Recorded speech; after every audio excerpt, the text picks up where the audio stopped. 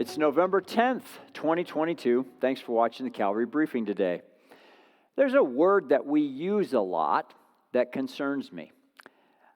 I think that we use this word so much that sometimes it loses its value and its importance.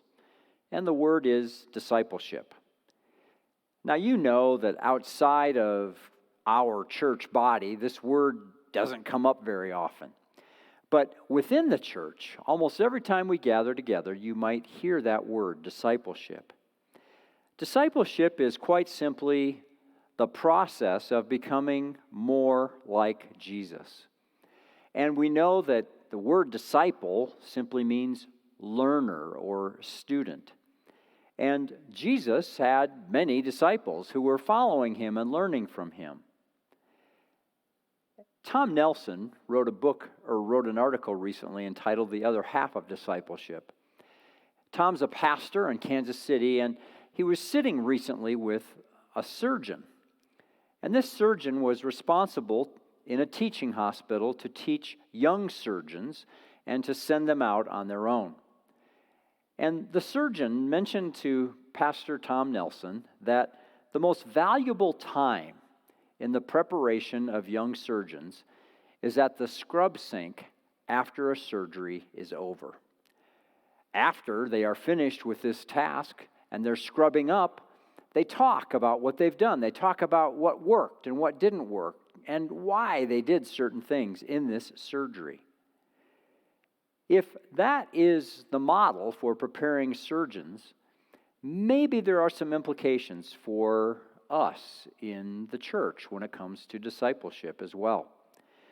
We know that Jesus began his public ministry at the age of 30, and that for 3 years he really poured himself into the lives of 12 disciples.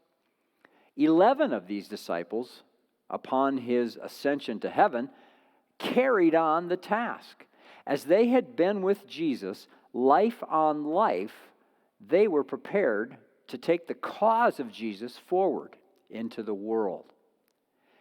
As the religious experts and the religious professionals around Jerusalem looked at these very simple disciples of Jesus, they were absolutely in awe. And Luke records for us their response and what they were thinking in the 4th chapter of the book of Acts, verse 13. When they saw the boldness of Peter and John and perceived that they were uneducated common men, they were astonished, and they recognized that they had been with Jesus. How were these simple men transformed into world changers? Quite simply, they were life on life with Jesus.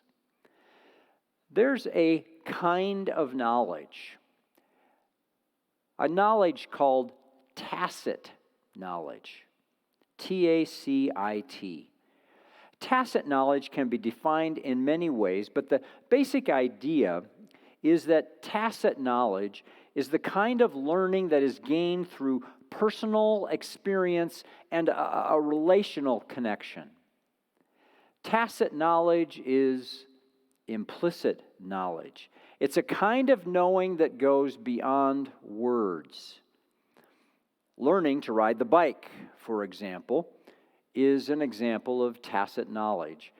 You can't simply read an owner's manual and pop on a bike and immediately have success. There's a process, there's personal experience that helps with this knowledge. In Matthew 11, Jesus says, "Come to me, all you who labor and are heavy laden, and I will give you rest. Take my yoke upon you and learn from me, for I am gentle and lowly in heart, and you will find rest for your souls, for my yoke is easy and my burden is light." Surgeons are trained in what are called teaching hospitals. They go into surgery with an experienced surgeon. They study books in preparation for that.